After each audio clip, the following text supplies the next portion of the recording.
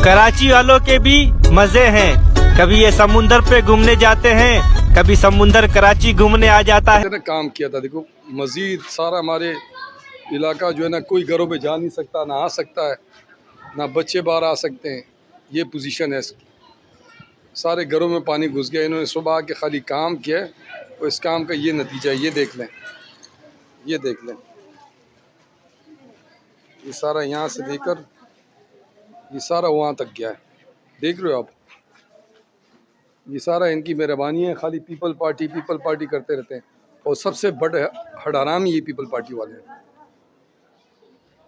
इलाका जो है ना, कोई घरों पे जा नहीं सकता, ना आ सकता है, ना बच्चे बाहर आ सकते हैं। ये पोजीशन है इसकी। सारे घरों में पानी घुस गया। इन्होंने सुबह आके खाली काम किया है और इस काम का ये नतीजा है। ये देख लें, ये देख लें, ये सारा यहाँ से लेकर ये सारा वहाँ तक गया है।